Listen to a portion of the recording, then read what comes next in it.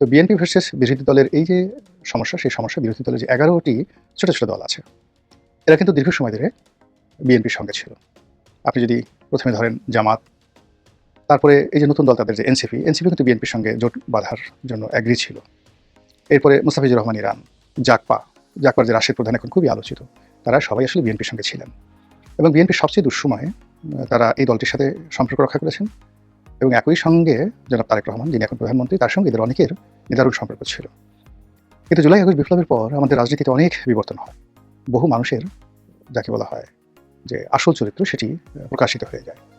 অনেক বন্ধুত্ব নষ্ট হয়ে যায়, অনেক সম্পর্ক আবার নতুন করে গড়ে ওঠে। ক্ষমতা কেন্দ্রিক অনেক চাটুকার, দালাল তারা নতুন করে ক্ষমতাধরদের আশেপাশে ভিড় জমাতে থাকে।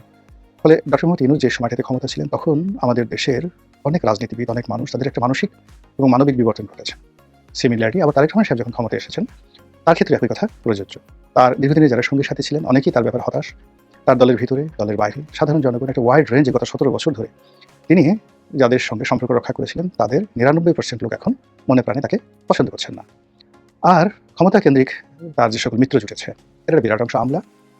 তারা তাকে এমন একটা বলয় তৈরি করে রেখেছে তার জন্য, সেই বলয়ের ভিতরে তিনি আছেন এবং তার পক্ষে আসলে আন্দাজ করা সম্ভব নয় যে বাংলাদেশ কীভাবে চলছে। ফলে এই অবস্থায় অনেক মানুষের মধ্যে জনাব তারেক রহমান সাহেব সম্পর্কে অধৈর্যতা দেখা যাচ্ছে। অনেকে অস্থিরতা অনুভব করছেন, অনেকে ক্রোধে উন্মত্ত হয়ে যাচ্ছেন এবং অনেকে রাগে, ক্রোধে, ক্ষোভে বেফাঁস মন্তব্য করে বসছেন।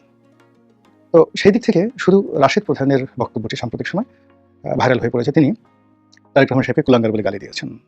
পরে আবার দেখা গেল যে কুলাঙ্গার কি, এর অর্থ কি, কুলেকে অঙ্গার দেয়, এটা আবার ব্যাখ্যা দিয়ে তিনি বলার চেষ্টা করেছেন যে বিএনপির লোক কুলাঙ্গার বোঝে না। এতে পরিস্থিতি আরও খারাপ হয়ে যায় এবং তিনি হয়তো তার যারা মুরব্বী, তাদের পরামর্শে তিনি বলতে বাধ্য হন যে তিনি আর আগামী দিনে কুলাঙ্গার শব্দ ব্যবহার করবেন না। কিন্তু এতে করে সর্বনাশ যা হওয়াটা হয়ে গেছে। প্রধানমন্ত্রীর সম্পর্কে ইতিপূর্বে যারা এই বাজে শব্দ উচ্চারণ করেছেন, সেগুলো এখন ঘটছে এবং অনেকে বিভিন্ন জায়গাতে ছোটো ছোটো, যেমন দেখলাম একজন উবার ড্রাইভার বা হুন্ডা ড্রাইভার, তিনি খুব অকথ্য ভাষায় গালাগাল করছেন, সেগুলোর সামনে চলে আসছে।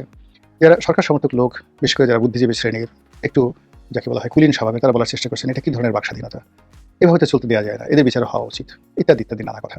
কিন্তু যখন আপনি একটা মন্দ জিনিস, সেটাকে আপনি যেভাবেই ব্যাখ্যা করেন না কেন, মন্দ জিনিসকে আপনি যেভাবে উলটপালট করেন না কেন, সেটা মন্দই, আরও ঘৃণা ছড়াতে থাকে, আরও যাকে বলা হয় মানুষকে হতাশ করে তোলে। যেমন ধরুন তারেক রহমান সাহেবকে যদি কেউ গালি দিয়ে থাকে, 10টা গালি দিয়ে থাকে, এখন আপনি যতই সরি বলেন, এগুলোকে নিয়ে আবার বলেন যে এই গালি দিল কেন, এই গালি দেওয়া কি ঠিক হয়েছে, এসব কথাবার্তা যত কিছুই বলেন না কেন, এতে করে তারেক রহমান সাহেবকে যে গালিগুলো দেওয়া হয়েছে সেগুলো আরও বিস্তৃত হয়। পক্ষে বিপক্ষে লোক দাঁড়িয়ে যায় এবং বেশিরভাগ মানুষ মুসকি মুসকি হাসে।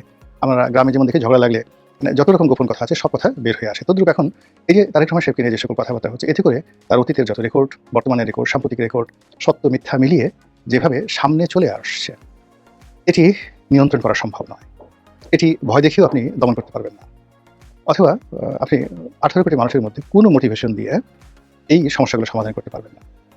এক্ষেত্রে যেটি দরকার সেটি হলো এমন কিছু করা, এমন কিছু বলা, এমন কিছু সফলতা প্রদর্শন করা, যাতে অন্তরের অন্তঃস্থল থেকে মানুষের ভক্তি এবং শ্রদ্ধা উৎসরিত হয়। আবার শব্দটি বলছি, উৎসরিত হয়।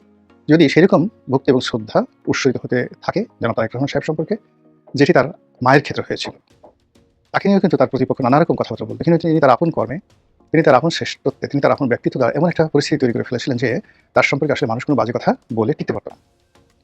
একইভাবে তার পিতার সম্পর্কেও কিন্তু মানুষ কোনো বাজে কথা বলে একটা মিনিটও এই সমাজে টিকতে পারবে না। সেক্ষেত্রে জনাব তারেক রহমান সাহেবকে যদি এই মানুষের মুখ বন্ধ করতে হয়, তাহলে তাকে উদ্বোধন করতে হবে, কারো পরামর্শে নয় কিংবা কারো উস্কানিতে নয়, তার নিজের মতো করে তাকে বের করতে হবে যে কী করলে মানুষ তাকে শ্রদ্ধা করবে।